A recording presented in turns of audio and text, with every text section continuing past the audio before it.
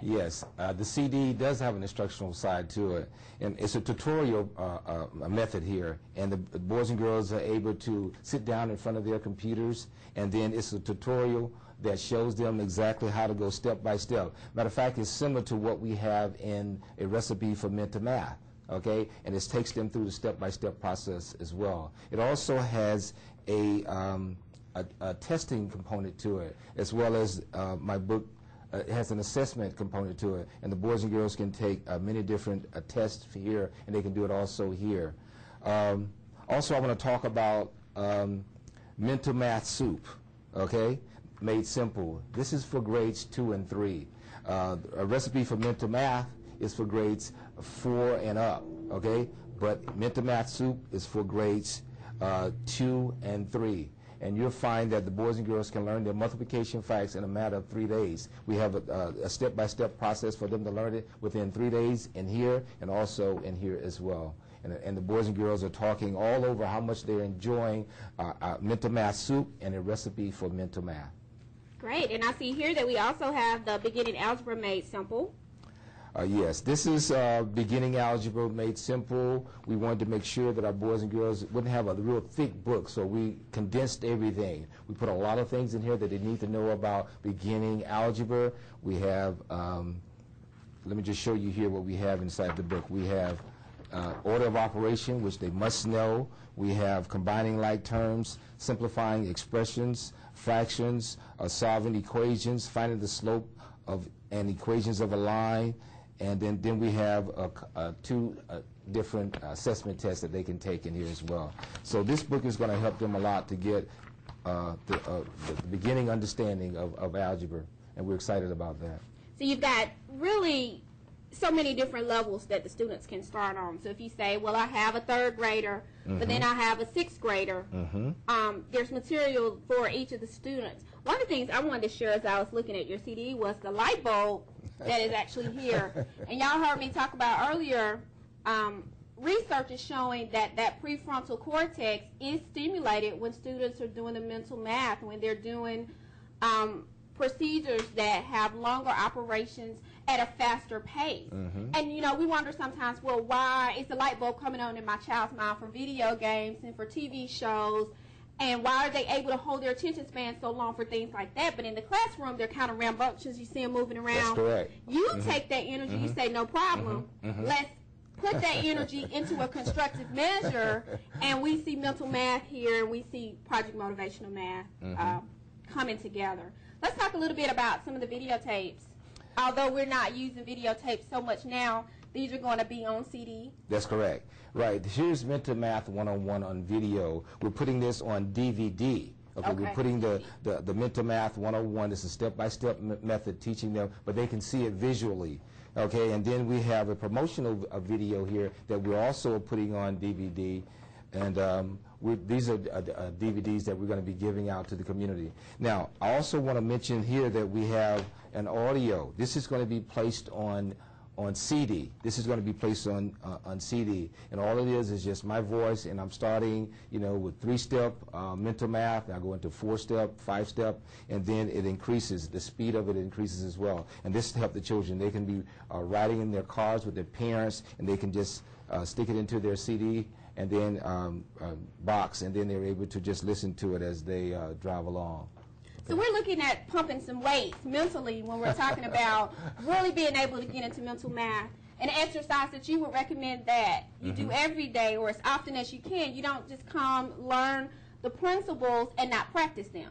You want to keep that. You want to keep pumping those weights. You want to keep keeping that that energy flowing and students learning. And this is really a great way for them to have an exercise of the mind program. So absolutely, absolutely. I mean, my suggestion to parents is to allow your children to spend anywhere from 10 to 15 minutes a day with the materials that we have here and all, and you'll find that the sky's the limit. Now, let me just share this with you. This is not to supplant the curriculum that they already have in school.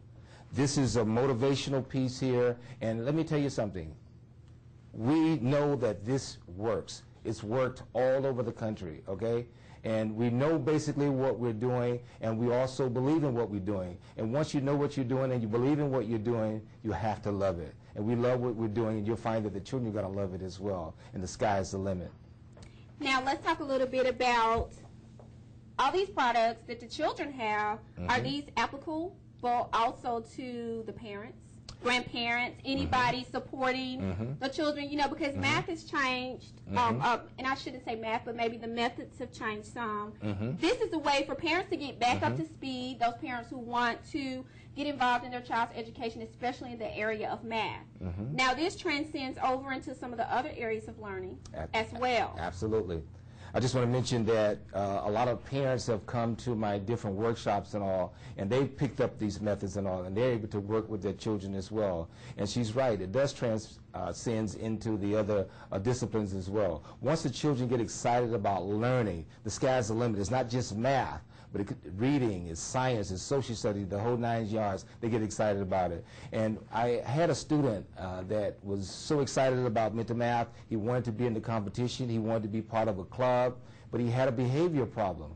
And the teacher told him that you couldn't be part of the club until you got your behavior together. He got his behavior together, and he did extremely well, and we were very excited about it. I also want to mention that for our EH children and our ADH children, this program works for them as well. We worked with a group of students in North Carolina, and we had the regular ed children, and we also had an ADHD student.